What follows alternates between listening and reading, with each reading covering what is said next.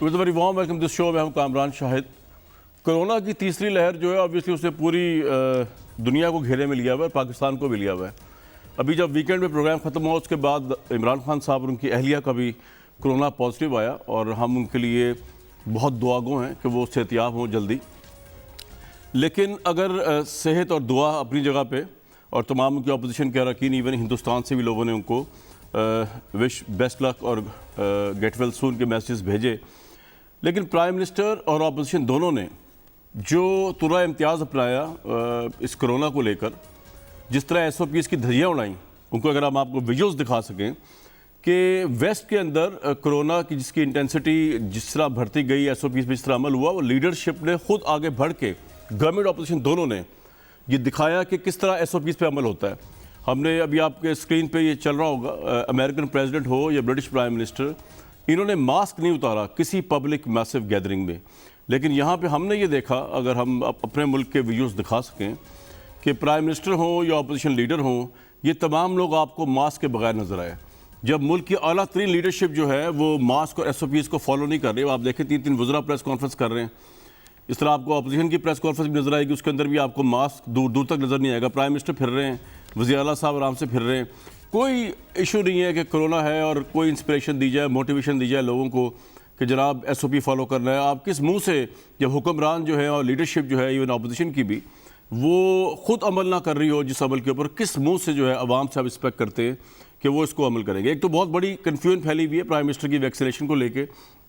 हमने थर्सडे वाले शो में वैक्सीनेशन का बताया था, उस दिन उनकी वैक्सीनेशन हुई थी। तो आम लोग जो पहली वैक्सीनेशन से मुतनफ़िर हैं वो ये कह रहे हैं कि जी वैक्सीनेशन भी कुछ नहीं कर सकती, क्योंकि प्राइम मिनिस्टर ने कोरोना की वैक्सीन लगवा ली, उसके बावजूद कोरोना हो गया।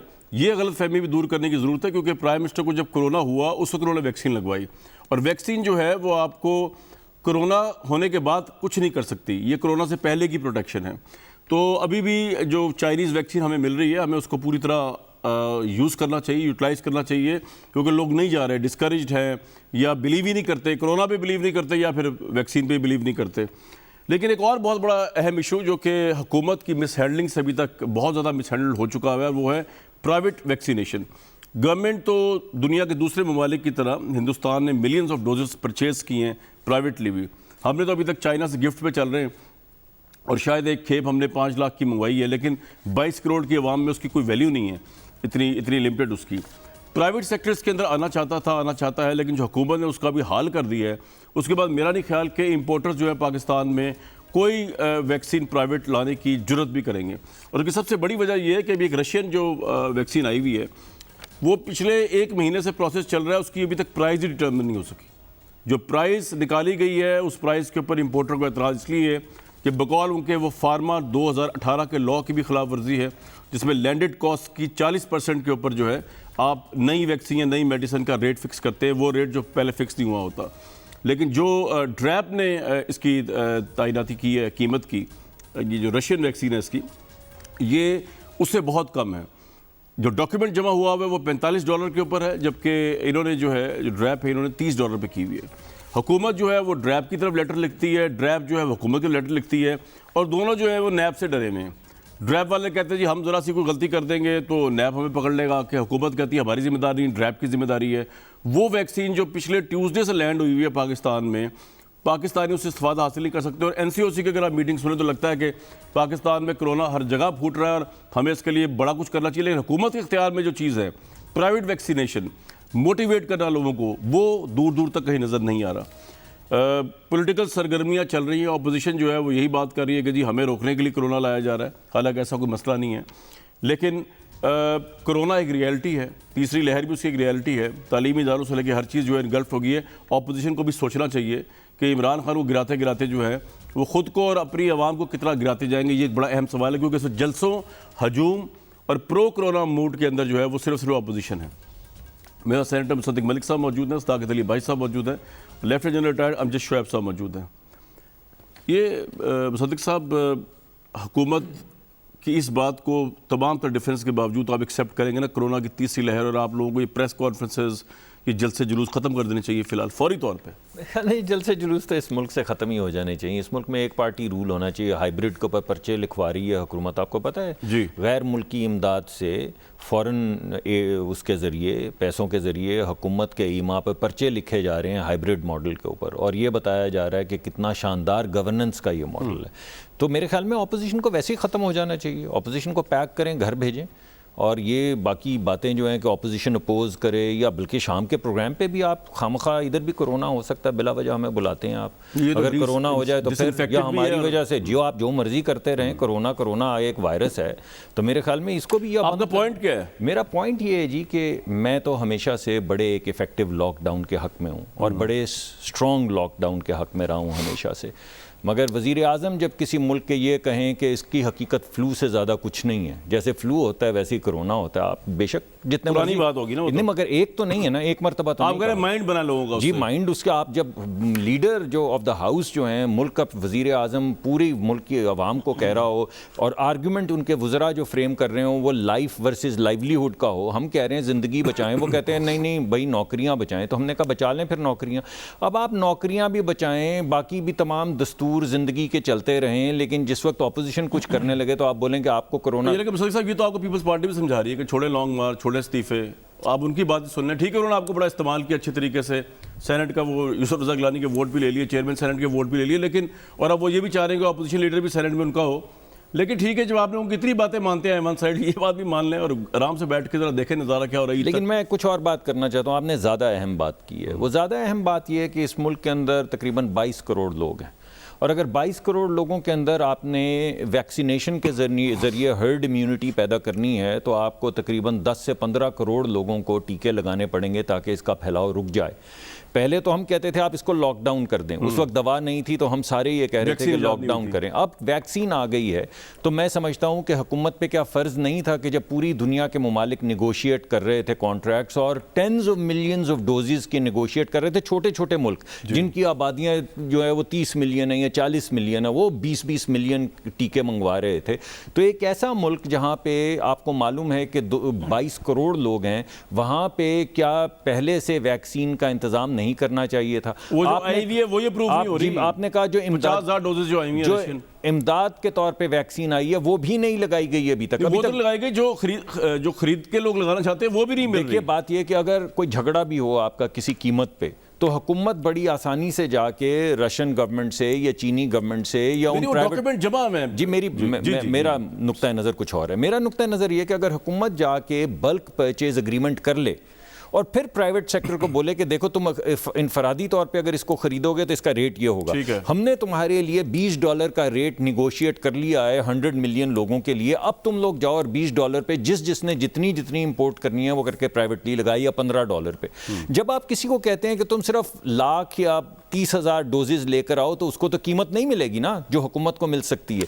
अब ये हुकूमत के जो फराइज हैं कि वक्त से पहले हुकूमत की प्रायोरिटी में शामिल है कि वैक्सीन वो भी चाइना से जो आ गई वो आ गई। क्या प्रायोरिटी है जी? जब हम कह रहे थे कि लॉकडाउन करो तो हुकूमत की प्रायोरिटी लॉकडाउन नहीं थी। आज हम कह रहे हैं वैक्सीन करो तो आप कह रहे हैं कि 26 तारीख की, और मैं सुनवाया हूं कि उसमें कोरोना फैलने का बहुत अंदेशा है जी। उसमें अगर आप अकेले, वैसे उसमें तेजी से फैल, आपको पता है बात कि नैब के सामने जिस तेजी से कोरोना फैलता है ना, या ऑपोजिशन के जलसों में, बाकी जगहों पे नहीं फैलता। ये बानो बाजार मेरे साथ चलें कल सुबह जरा, वहां पे नहीं फैलता बिल्कुल, लेकिन नैब है खुद चली जाए सर, आप चले जाए, 3-4 लॉयर चले जाए, बहुत बड़ी हजूम ले जाने की क्या जरूरत है? मैंने तो आपको बताया है सर, उन्होंने क्या कहा, मैं भी आपको बता दूं ना सर, मेरी बात तो आवाम तक पहुंचने दें कि आवाम को पता होना चाहिए कि नैब के सामने एक फरलांग, स्क्वायर फरलांग के अंदर जिस तेजी से वायरस फैलता है ना, अनारकली में फैलता है, ना लिबर्टी मार्केट में फैलता है, ना कोसार मार्केट में फैलता है, कहीं नहीं फैलता, सिर्फ जहां पे नैब का दफ्तर हो। सुन लें जरा आपकी लीडरशिप ने क्या सुना दीजिए सुनवाएं जी। और ये अगर ये इस तरह हुआ, ऑब्वियसली ये मजमा लेके जब जाएंगे मरियम नवाज साहिबा, क्लैश तो अपनी जगह पे, कोरोना की तीसरी लहर चल रही है उसमें फिर अल्लाह ही हाफिज है। सुनवा दें। नैब को तकलीफ ये है कि उसका जो आका है इमरान खान, मरियम नवाज, उसके आटा चोरी, चीनी चोरी, गैस चोरी, बिजली चोरी, वोट चोरी की दास्तानें पूरे पाकिस्तान को सुना रही है। मरियम नवाज शरीफ की बेटी है, कैद से डरती नहीं है, डेथ सेल के अंदर रह के आई है अकेली। मैं इमरान खान नहीं हूँ कि बाहर पुलिस खड़ी थी तो दीवार टाप के भाग गया। वो वक्त अब गुजर गया जब नैब जहां पर चाहता था उठाकर बंद कर देता था। जितनी कुर्बानियां देनी थी दे चुकी, अब कुर्बानियां देने का नहीं, अब हिसाब लेने का वक्त आ गया है। मरियम नवाज शरीफ अब नैब के लिए और नैब के पीछे जो उसका मालिक है इमरान खान, उसके लिए इतनी नरम असामी नहीं बनेगी। तुमने कोई गड़बड़ करने की कोशिश की तो मुस्लिम लीग नून और हम सब तुम्हारा भरपूर मुकाबला करेंगे। उनको लॉन्ग मार्च का इतना खौफ था कि 26 तारीख को ही मुझे नैब बुला लिया। मरियम इंशाल्लाह नैब में आएगी, लेकिन ये बात याद रखना 26 को लॉन्ग मार्च तो नहीं है, नहीं, लेकिन जो तुम्हारी जान निकली हुई थी ना, अब तुम्हारी जान अंदर वापस जाने की इजाजत नहीं देंगे। नवाज शरीफ के बारे में कोई बात अगर करेगा हम उसकी जबान खींच लेंगे, ज़बान निकाल लेंगे जी नवाज शरीफ साहब के मुतालिक। और कायरा साहब को मैं सुन रहा था एक प्रोग्राम में, और वो ये कह रहे थे कि नवाज शरीफ साहब के मुतालिक तो हर बंदा ही बात कर रहा होता है, खासतौर पर हुकूमत बहुत, आप किस किस की ज़बान निकालेंगे। लेकिन इंटरेस्टिंग बात, मरीम साहब ने मास्क नहीं पहना हुआ, उनके आसपास किसी ने मास्क नहीं पहना हुआ। मौलाना फजल रहमान ने जो सोने में सुहागा स्टेटमेंट दी है वो भी ज़रा सुन लें।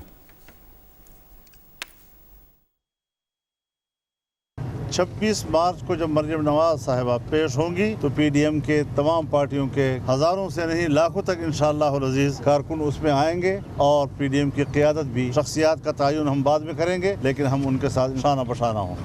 भाई ये लाखों कारकुन जब आएंगे, एक तो आपको मौलाना की सपोर्ट की कोई जरूरत पड़ेगी, नून लीग के कारकुन कम पड़ गए थे लास्ट पेशी के पॉइंट। नहीं, आप दुआ मांगे दाता साहब पे जाके कि मौलाना अलहदा हो जाएं, या कोई कोशिश करें मैं अंदर क्यों से मांगूंगा, तोड़-फोड़ वो तो लें। पीपल्स पार्टी उसके लिए अरे काफी मैं है। भी आपको थोड़ी सुना रहा हूँ यार, आपके प्रोग्राम के जरिए कहीं और पैगाम भेज रहा हूँ। दे दे, लेकिन मैं आपको सवाल थोड़ी तो कह पूछूं रहा हूं मैं, ना, आप तो पीपल्स पार्टी खामखा काफी है दिल उसके पे लिए ले आपको रहे हैं। तोड़ने के लिए। वो काफी थी, मगर अभी अगर और जरूरत है तो आप दुआगो हो, क्योंकि अब तो साथ है बात उसे दुआओं पीपल्स पे आ पार्टी गई नहीं है। है। पीपल्स पार्टी ठीक है, पीपल्स पार्टी अपनी सेंट्रल एग्जीक्यूटिव कमेटी में फैसला करेगी। आप हंस रहे हैं लतीफे यार। आप अच्छे सुनाते हैं। आप कमाल कर रहे सेंट्रल हैं। एग्जीक्यूटिव हमारी कमेटी बारी नून आई, लीग की नवाज शरीफ हमारी है बारी और पीपल्स आई, पार्टी की जरदारी तो साहब आपने है। हंसना वो शुरू बता कर चुके दिया। आपको, बड़ा क्लियरली बता चुके भाई कि ये हम नहीं करने लगे, हम पागल नहीं है कि आप लंदन बैठे रहे और वो सिलसिला भी सैक्रिफाइस कर हुकूमत दें। की बेहतरीन हिकमत अमली देखे कि 26 को लॉन्ग मार्च थी, ठीक है, पीपल्स पार्टी ने कहा कि रहने दें अभी, अगर इस्तीफों के साथ देना, यही बात हुई ना। हुकूमत ने कहा नहीं 26 को लॉन्ग मार्च होगी सौदिक साहब से एक बात है। और मरियम को बुला लिया 26 को नैब में, तो जो लॉन्ग मार्च इस्लामाबाद की तरफ होनी थी, ये वो तो लॉन्ग पॉइंट मार्च गवर्नमेंट से लाहौर की पूछेंगे, तरफ लेकिन हो जहां से गई। मैं देख रहा हूं ना आप लोगों को, वहां कहाँ से से कमाल तो जरदारी साहब ने वैसे किया। कहाँ से देख रहे हैं? जरदारी मैं देख रहा हूं बड़े इंडिपेंडेंट वेंटेज पॉइंट से। अच्छा, मेरा भी कमाल जरदारी साहब ने किया, उन्होंने आपको हर तरीके से निचोड़ के सारे वोट यानी कि एक पार्टी ने 13-11 पार्टियों को वीटो करवा के अपना फैसला मनवाया। उसके बाद अब वो 11 पार्टियां एक तरफ खड़ी हुई इस्तीफे वगैरह के, पर वो कह रहे नहीं, यहां पे भी आप हमारी एक पार्टी का फैसला माने। मैं तो हैरान हूं कि क्या मसला क्या हुआ है, इतने हम के आगे क्यों झुके सियासी तौर पे। बड़ा शानदार एक नुक्ता नजर चुना है, इंडिपेंडेंट। मैं भी अगर इंडिपेंडेंट, आप इंडिपेंडेंट हो सकते, लेकिन फिर भी चलें, ट्राई कर आप कहें तो खर्च नहीं करता हूं, वरना आप कहें तो मेरा बायस व्यू तो आपके सामने है ही, वो तो मैं रोज लेकर आता हूं।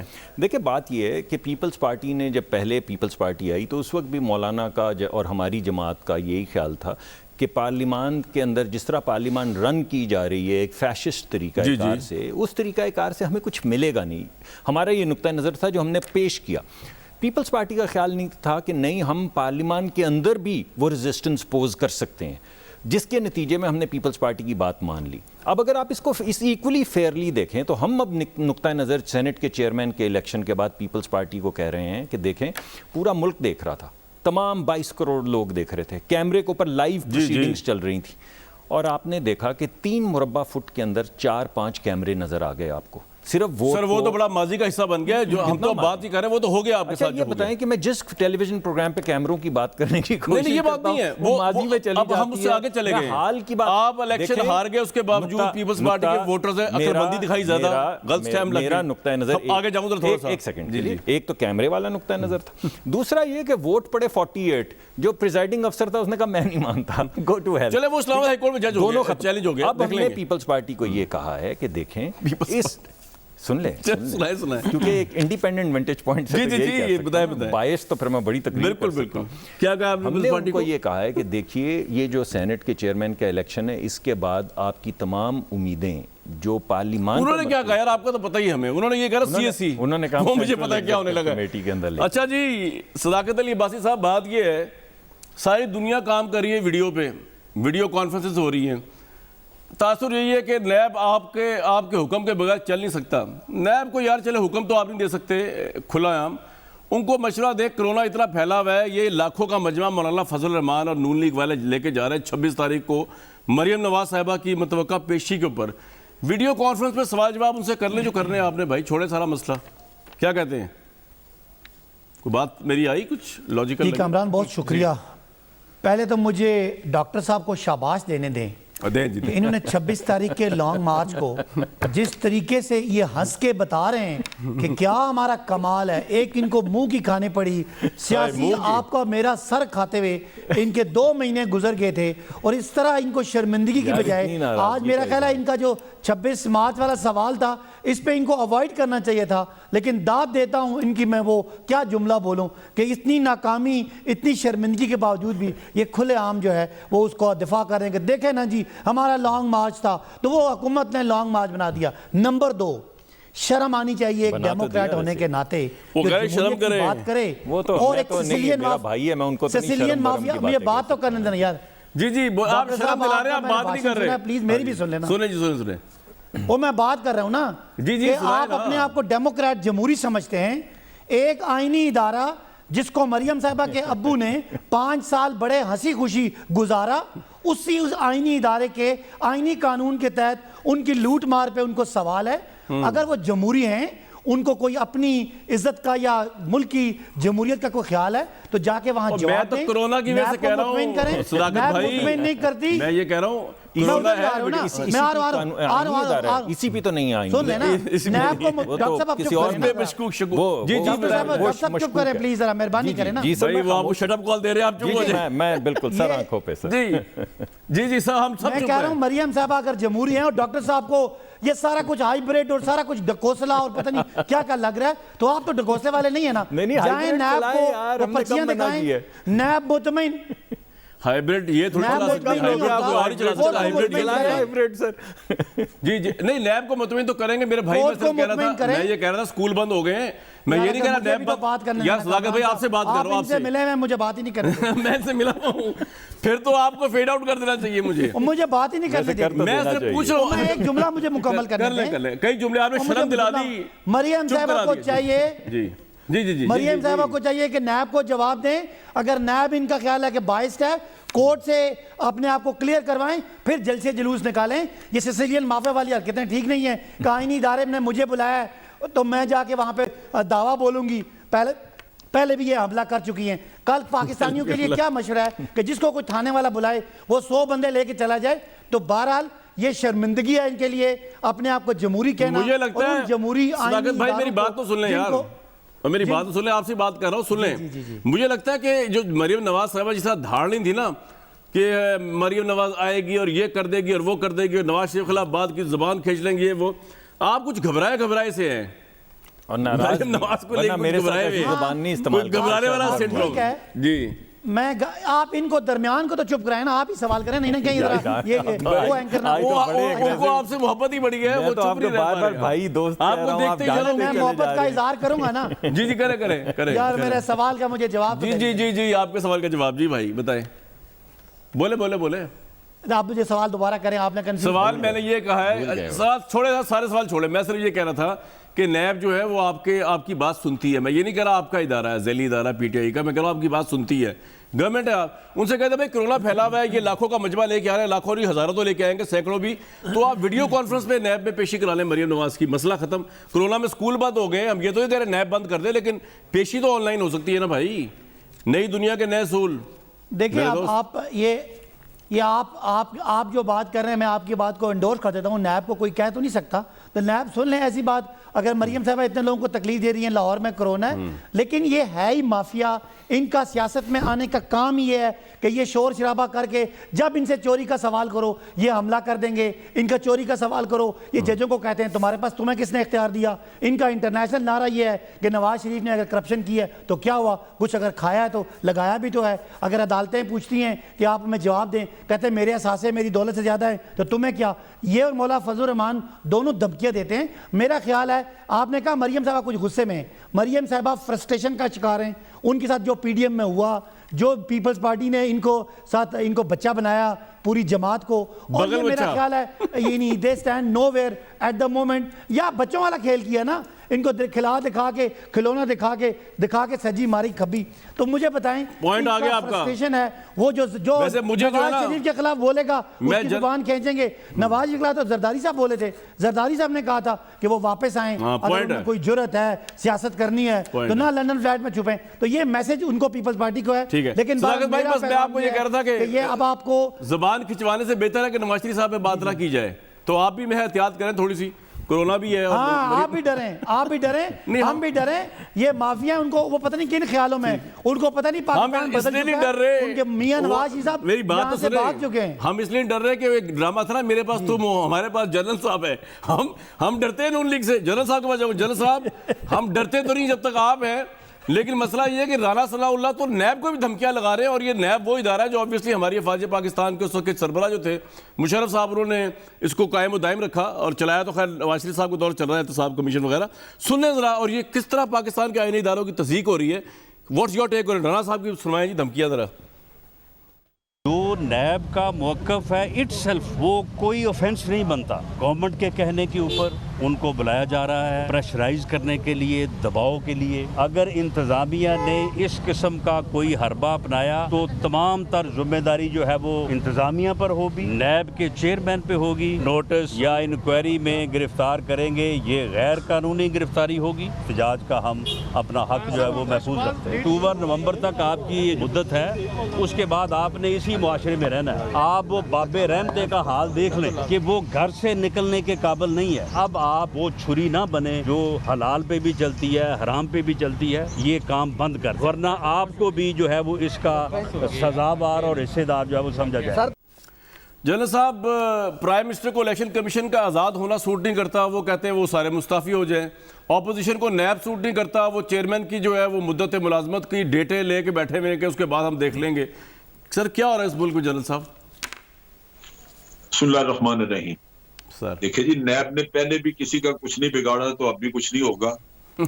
राना साहब जो कह रहे हैं ये ठीक कह रहे हैं, मरियम भी ठीक कहती हैं। हो सकता है नैब के चेयरमैन की कोई फिल्म उनके पास हो जो बाद में किसी वक्त सामने आ जाए, तो नैब वाला तो कुछ नहीं करेगा। सो मैं तो तवक्को नहीं करता कि कोई ऐसी धमकियां शमकियां काम करेंगी और नैब इसी तरह ही चलेगा, इसी तनख्वाह पे काम करेगा जिस पे कर रहा है वो। और आप भी देखेंगे जैसे केस पहले 2.5-3 साल से पड़े हुए, अगले भी 2-1 साल गुजर जाएंगे और ये तालियां बजाते रह जाएंगे। इमरान खान भी और बाकी के भी जो कहते थे कि हम पैसे निकलवा देंगे, हम ये कर देंगे। पैसे बैठ पड़े हैं लंदन में, बंदे लंदन में हैं, खानदान पूरा उधर है, एक आध बंदा इधर है। तो नैब की फिल्में भी लंदन में है गालिबन। तो जिस दिन रिलीज हो गई तो नैब भी बेकार हो जाएगा। तो इसलिए मेरा नहीं ख्याल कि आप कह रहे हैं कि नून लीग ब्लैकमेल करेगी नैब के चेयरमैन को, उनके पास वीडियोस हैं। तो जनाब और किसके पास है? बड़े ब्लैकमेलर हैं मुसद्दिक साहब आप तो। मैं तो रखी हुई है बात। अच्छा, लेकिन जज की है, अल्लाह जाने किस किस की है। कहा तो उन्होंने ही है कि हमारी बाहर रखी हुई है फिल्में और मियां साहब रिलीज करेंगे किसी वक्त। तो अंदर से तो कई डरे होंगे, कई लोग डरे होंगे अंदर से। लेकिन सर ये खौफ की अलामत नजर तो नहीं आ रही सर? नैब के चेयरमैन जो पेशियों में बुला रहे हैं, लग तो नहीं रहा कि कोई वीडियो इनके पास है नून लीग के पास उनकी। नहीं, उनको वक्तन फवक्तन याद दहानी अभी राणा साहब ने करा दी है ना, तो मेरा ख्याल है कल से खौफजदा होंगे। अच्छा, ये तो जैसे जैसे उनको याद कराया जाएगा, कभी भूल जाते हैं दरमियान में, लेकिन ये कि वक्तन फवक्तन उनको याद करा दिया जाता है कभी ये रखी हुई है लंदन में, तो किसी वक्त रिलीज हो जाएंगे। जनरल साहब मेरा ख्याल है कि जनरल साहब मुझे एक बात बताएं, आपने बड़ी अच्छी बात की कि जी नैब वगैरह और इमरान खान जो पैसे निकलवा नहीं सके, वो लंदन में गए हुए जो लोग जो हैं जिनसे पैसे निकलवाने थे, नवाज शरीफ साहब की तरफ इशारा किया आपने बगैर नाम लिए हुए। तो इमरान खान कौन से पैसे निकलवा सके आज तक? शुगर माफिया से पैसे निकलवाए उन्होंने, आटा माफिया से, अद्वियात, इन सब से निकलवाए। एक्चुअली जो बात ये समझे नहीं, देखें मेरी बात सुनिए। इस पाकिस्तान में दो चीजें ध्यान में रखिए कि जो शख्स भी यहाँ पे नैब कोई भी नारा लगाए कि मैंने करप्शन खत्म करनी है और मैं छोड़ूंगा नहीं, तो सारा पाकिस्तान उसका एक तरफ हो जाएगा उसके खिलाफ और वो अकेला हो जाएगा। पहली बात ये। दूसरी बात ये है कि चूंकि करप्शन बड़े लंबे वक्त तक चली है, करप्ट माफिया इतना ज्यादा मजबूत हो चुका हुआ है, उसकी जेबें इतनी बड़ी हैं कि आज बाकी का निजाम होस्टेज है। और नहीं जनरल साहब मुझे एक बात बताए, जनरल साहब मुझे एक बात बताइए, लोगों को बड़ी गलत परसेप्शन जाती है जब ये तासुर उभरता है कि हमारा प्राइम मिनिस्टर भी जो है ऑल पावरफुल प्राइम मिनिस्टर, वो अपनी नाक के नीचे शुगर माफिया को पकड़ नहीं सकता, वो बेबस है, वो आटे वालों को भी पकड़ नहीं सकता, वो जिन लोगों ने अद्वियात को 500% बढ़ाया उनको भी नहीं पकड़ सकता, तो वो प्राइम मिनिस्टर क्यों है? वो घर चला जाए, घर जाके बैठे आराम सुकून से। कोई भी नहीं, देखिए काम सब लोग इसी तरह काम करेंगे ना, पहले किसी ने पकड़ा ना पकड़ेगा, कोई पकड़ा जा ही नहीं सकता ना। जब इक्तदार और ये करप्शन का काम एक जगह पे इकट्ठा हो जाता है तो बड़ा मुश्किल हो जाता है। नहीं जनरल साहब, फिर आप ये कह रहे हैं कि नवाज शरीफ, जरदारी और इमरान खान में कोई फर्क नहीं है, उनके दौर में भी करप्शन थी, कोई पकड़ा नहीं गया, इनके दौर में भी करप्शन कोई नहीं पकड़ा जा रहा। उसमें ये फर्क है कि वो उसमें खुद करप्शन का इल्जाम नहीं इमरान पे, लेकिन वो करप्ट को कर कुछ नहीं था, करप्ट को नहीं सर, लेकिन एक बात है सर, सर उनके करीब तरीन लोग नहीं सर, मैं आपसे बात कर रहा हूँ ना जनरल साहब जी, आप मिसाल दे जो है उसको हर रोज एक केस से बरी होता है, कैसे हो जाता है? सर उज़ैर बलोच में तो आपको पता है ना गवर्नमेंट का इख्तियार है ना ऑपोजिशन का इख्तियार है, लेकिन मेरा सवाल आपसे मुख्तलिफ है। शुगर माफिया 62 से अमल दरामद कर रहा है हर चीज़ पे और मैनिपुलेट कर रहा है, लेकिन इमरान खान को क्रेडिट जाता है कि पहली गवर्नमेंट थी जिन्होंने शुगर कमीशन की रिपोर्ट बिठाई, आटा कमीशन में रिपोर्ट बिठाई, लेकिन हुआ क्या? उसके अंदर उनके खास वुज़रा का, उनके करीबी तरीन दोस्तों का नाम आया, और आप मुझे कह रहे हैं प्राइम मिनिस्टर बेबस है, जिस तरह जरदारी और नवाज शरीफ बेबस थे। सर ये तो कोई बात ना हुई, इनके पास तो रिपोर्ट भी आ गई है, जे just got to implement it. हाँ जी देखें जी, बेबस नहीं थे, पहले एक अरेंजमेंट था जिसके तहत इंक्वायरियां भी नहीं होती थी, पहले तो कुछ भी नहीं होता था। अब तो इंक्वायरी रिपोर्ट आ गई है सर, कर दी जी, इन्होंने इंक्वायरियां कर दी। अब इनको अंदाजा हो गया होगा, मुझे तो अंदाजा है कि कोई भी डिपार्टमेंट इनसे कोऑपरेट करने को तैयार नहीं। सर वो तो चले, मैं एक ब्रेक लूंगा, लेकिन जनरल साहब बात ये कि ये बात, इसलिए मैं आपकी हर बात से जो आपने बात की मैं एग्री करता हूँ, सिवाय इस बात के FIA, सारे बाकी के इदारे जिन्होंने इस पर इन्वेस्टिगेट किया, ये सब ने कोऑपरेट करके रिपोर्ट दी और बताया किस किस शुगर माफिया के बंदे ने इन हाउस ट्रेडिंग की है, किसने होर्डिंग की है, किसने 2 नंबरी की है, किसने रेट गलत लिखे हुए थे, किसने रेट गलत दिए, किसने अवाम को लूटा। लेकिन इमरान खान साहब, जरदारी साहब और नवाज शरीफ साहब की तरह कुछ नहीं कर सके। क्या इस वजह से कि उनके करीबी साथी उसमें मुलविस थे? तो फिर the man is known by the company he keeps, वो तो फिर उसमें मुबर्रा नहीं हो सकते, तो उनका वही हाल होगा जो बाकियों का हो रहा है। लेकिन ये सब तमाम चीज़ें और जो इल्ज़ाम आपने नून लीग पे लगाए हैं कि इस पर ज़रूर बात करेंगे। कोरोना जो है व्यूर्स, उसमें मैं एक दफ़ा आपको फिर एक बात बताऊँगा और गवर्नमेंट से दोबारा इस्तदा करेंगे कि भाई आप तो नहीं खरीद सकते प्राइवेटली, आप जो सरकारी वैक्सीन लगा रहे हैं वो भी 60 से ऊपर 70 से ऊपर लोगों के लिए। जो लोग पैसे साहिब इस्तात है, जो दुबई से जा के कोरोना लगवा रहे हैं, 20-20 लाख रुपए खर्च रहे हैं, उनके लिए प्राइवेट वैक्सीन जो आई हुई है कराची में, उसकी भी आपसे कीमत तयन नहीं हो रही। यह आपकी अहलियत का इन्वर्टेड कॉमा में आला तरीन मुकाम है। इस पर जितना सदमा और मातम किया जाए, पुरसा दिया जाए, कम है। एक ब्रेक के बाद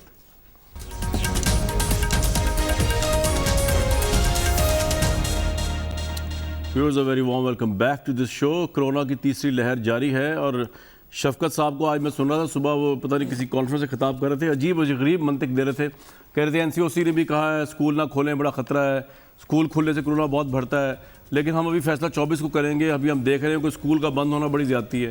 भाई लॉजिक से चलें, कॉमन सेंस से चलें। आप बड़े सारे लोग हैं वैसे सदीक साहब, जनरल साहब ने भी तस्दीक कर दी जो इमरान खान साहब की पार्टी कहती थी। आप नैब के चेयरमैन को आप लोग ब्लैकमेल करते हैं, उनकी वीडियोज़ आपने रखी हुई हैं और वीडियो लंदन में है। मतलब नवाज शरीफ साहब भी ब्लैकमेलिंग के मुलविस हैं पूरे। आपको याद है जी ये किसने रिलीज़ की थी नैब के चेयरमैन की वीडियो? हाँ जी, उस वक्त क्या थे वो हुकूमत में? Adviser to the prime minister थे ना जी। Adviser to the prime minister ने नैब के चेयरमैन की वीडियोज़ रिलीज़ की, उसकी जिम्मेदारी हमारे ऊपर है सर। ये क्या लॉजिक है? मुझे नहीं पता। नहीं, जनरल साहब से आप जवाब, जनरल साहब का सवाल आपने जवाब दिया। जनरल साहब खुद समझदार आदमी और उन्होंने एक मायूसी का इजहार किया कि आप लोगों ने जो करप्शन या दूसरों ने नाम तो नहीं लिया पर्टिकुलरली, लेकिन लंदन का नाम लिया, लूटी हुई रकम वापस नहीं आएगी पाकिस्तान। देखिए, मैंने तो आपको पहले बताया है कि आप एम्पीरिकली देख लें, आज इस टेलीविज़न प्रोग्राम में तमाम पूरी आवाम सुन रही है, सबको पता है कि adviser to the prime minister जो directly prime minister of Pakistan Imran Khan साहब को रिपोर्ट करते थे, उन्होंने एक वीडियो रिलीज़ की चेयरमैन नैब के मुताल्लिक, जिसके बाद एक मिनट ठहर जाएं यार, नहीं, वो नैब के चेयरमैन की वीडियोस की बात हो रही है। वो अरशद मलिक, वो और वो उनका प्राइवेट चैनल भी है जी, जिसके ऊपर प्राइवेट चैनल है जिसके जरिए रिलीज की गई है कि मेरे पास और भी वीडियोस हैं। कोई बात नहीं, नाराज ना हो आप। सादिक साहब, आपकी तो वीडियोस नहीं है, आप आपसे बैठे तसल्ली से, आप इतना क्यों परेशान हो रहे हैं? नून लीग के पास आपकी वीडियोस तो नहीं ना है, ऐसे काम अगर है तो आप ऐसे काम कर लें। मैं डॉक्टर साहब को बताऊंगा ये करते क्या हैं। नून लीग से ज्यादा इनको अपने किसी एडवाइजर से खौफ होना चाहिए। दरमियान में ये अपनी अपनी बात करके अंदर के अंदर मुझे ही बोलने कोई नहीं दिया। ये ना हो कि अंदर ही कोई और एडवाइजर नई कोई रील जो है वो लीक कर दे। और दूसरी बात ये कि वो लीक हुई कब? देखे जब चेयरमैन साहब ने बयान दिया कि हवाओं का रुख बदल रहा है, जावेद चौधरी साहब के कॉलम में जावेद आया। चौधरी साहब जी, का जी। कॉलम भी याद है। उसके फौरन बाद एकदम वीडियो रिलीज हुई, उसके बाद ऐसी वो चली फिर हवा एक तरफ की, वो बिल्कुल हवा का रुख नहीं बदला, फोकस हो गया। दूसरी जो अहम बात है वो भी जनरल साहब सही कह रहे हैं, मैं बड़े एहतराम से, जनरल साहब से मेरा कौन सी बड़े बात एहतराम है? का रिश्ता है जी, जी, जी। वो कह रहे हैं कि नैब इनइफेक्टिव है। ये बात ठीक है जी। शाहिद खाकान अब्बासी साहब फांसी की काल कोठरी में रह चुके हैं, एहसन इकबाल साहब को जेल डाला गया, मरियम को 2 मरतबा डाला गया, हमजा साहब 2 साल रह कर आए, शहबाज शरीफ अभी तक जेल में मियां हैं, साहब ख्वाजा 1.5 साल रहे हैं। ख्वाजा साद रफीक साहब 2-2.5 साल जेल में रहे हैं, उनके भाई जेल में रहे हैं। अभी मगर कसर पूरी नहीं हुई। कसर नहीं, कसर पता है कब पूरी होती है? जब गाड़ी में 35 किलो हेरोइन निकलती है, क्योंकि ये उस तरह नहीं पकड़े जाते, ये नैब वैब के काबू में नहीं आने लेकिन वाले। नैब का केस ही था ये हीरोइन जी वाला। मैंने कब कहा कि नैब का है? मैं तो इंडोर्स कर रहा हूं जो बात चली थी कि नैब इनइफेक्टिव है। तो अब मैं आपको बता रहा हूं इफेक्टिव क्या है, कि जब तक प्राइम मिनिस्टर नहीं कहेंगे कि मैं इसको मूंछों से पकड़ के जेल की काल कोठरी में डालूंगा और फिर इत्तफाकन गाड़ी में से 35 किलो हेरोइन निकल आएगी, फिर खुदा का रसूल का वास्ता दे के अर्श मौला की तरफ दे के कस्में खाई जाएंगी कि हमारे पास वीडियो है इस हेरोइन की। कहाँ है भाई वीडियो रिलीज की? चलिए, मेरा आपसे एक सवाल है। वीडियो रिलीज की अगर एडवाइजर 26 ने तारीख को- हेरोइन के लिए कुरान रसूल सामने रख के कस्में खाई गई, क्या हुआ वो? सर मेरा सवाल है, 26 तारीख को अगर मरियम नवाज गिरफ्तार कर लिया गया पहले तो आप कर- मानेंगे कानून का ये जी बिल्कुल करें ना जी, अभी कर लें।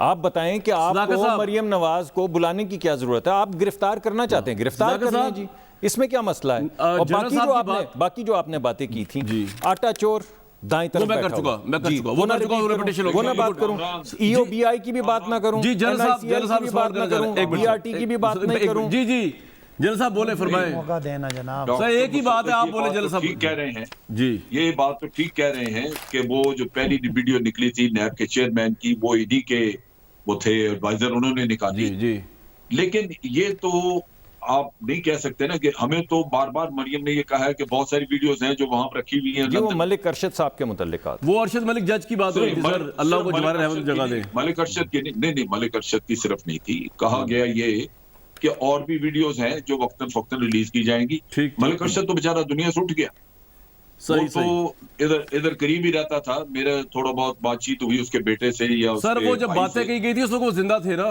मसला ये है। लेकिन जनरल साहब का और पॉइंट आ दूसरी गया मैं वीडियो वाला। एक सेकंड लूंगा जी, जी quickly। जी बात ये, अगर मैं जनरल साहब के बड़े Quickly एहतराम से सर, साकिब साहब को बात जवाब। मान जी, लेता हूँ, जी। लेकिन इसका फिर तो दूसरी तरफ हवा का रुख होना चाहिए था ना। लेकिन जब वीडियोस की मौजूदगी में हवा का रुख एक ही तरफ रहे तो फिर वीडियो आपको आप कह रहे हैं कि सर, फिर आपको पता सदाकत चल गया कि साहब, वीडियो मैं किसके बता- पास सर है। सर सदाकत साहब योर टेक। देखे ना सर ये मैं ब्लैकमेलिंग और यार बड़ी जस्टिस मुझे हैरानगी हो रही होती है जी जी कि जब हम बात करते हैं यूसुफ रजा गिलानी के बेटे को पैसे दे के वोट लेने की और उनके जीतने की, तो ये वो कैमरा खेलना शुरू हो जाते हैं।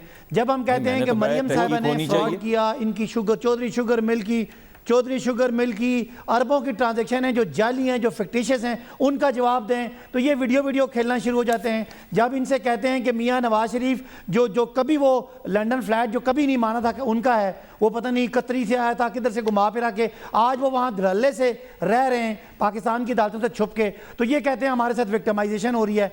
भाई आप अपने आप को जमहूरी कहते हैं, ये जो हम जो ये केसेस बने हुए हैं मेरे भाई, ये कोई हवाई ये वीडियो के केसेस नहीं है, ये कोई कैमरों के केसेस नहीं है जिनको आप वो 007 बने हुए पिछले 3 हफ्तों से आपके हर टॉक शो में आप कैमरों की बातें करते हैं। ये कैमरों की बात नहीं है, ये रियल पाकिस्तान के पैसों की लूट मार है मेरे भाई, इसका जवाब देना पड़ेगा।